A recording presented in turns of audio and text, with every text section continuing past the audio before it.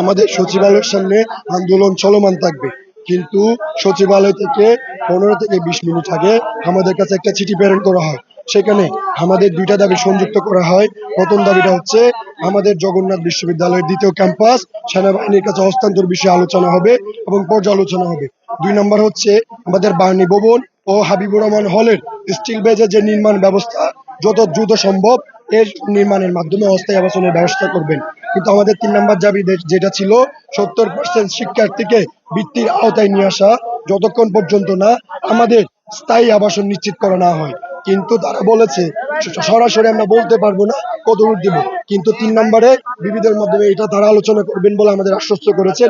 এই জন্য আমরা সিদ্ধান্ত নিয়েছি আমরা সচিবালয়ের সামনে থেকে আমাদের জগন্নাথ বিশ্ববিদ্যালয়ের দিকে রওনা করবো ইনশাআল্লাহ। আমাদের কর্মসূচি চলমান থাকবে, আমাদের জগন্নাথ বিশ্ববিদ্যালয়ের গণ কর্মসূচি কর্মসূচি চলমান থাকবে এবং জগন্নাথ বিশ্ববিদ্যালয়ের যে ক্যাম্পাস শাটডাউন এটাও চলমান থাকবে ইনশাআল্লাহ। আমাদের 15 তারিখ 15/1/2025 সাল পর্যন্ত আমাদের যে সময়টা বেঁধে দিয়েছে প্রশাসন ওই মন্ত্রণালয়, ততক্ষণ পর্যন্ত আমরা আমাদের চলমান কর্মসূচি ক্যাম্পাস শাটডাউন চলমান থাকবে ইনশাআল্লাহ। ক্যাম্পাসে আমাদের কর্মসূচি সব কর্মসূচি চলমান থাকবে। আমাদের আশ্বস্ত করেছেন তারা এই বিষয়ে আলোচনা করবেন, সর্বোচ্চ চেষ্টা করে আমাদের সর্বোচ্চ ফেসিলিটি দিয়ে আমাদের দাবিগুলো আদায় করার তারা চেষ্টা করবে।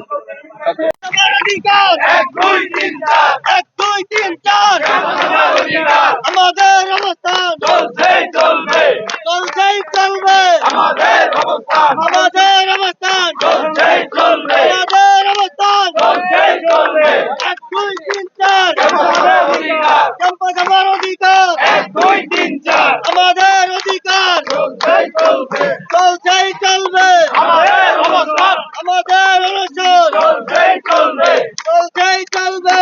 আমাদের অনশন আমাদের অনশন চলছেই চলবে, চলছেই চলবে। 1 2 3 4 ক্যাম্পাস আমার অধিকার, 1 2 3 4 1 2 3 4 ক্যাম্পাস আমার অধিকার, 1 2 3 4 1 2 3 4 ক্যাম্পাস আমার অধিকার, ক্যাম্পাস আমার অধিকার, 1 2 3 4 1 2 3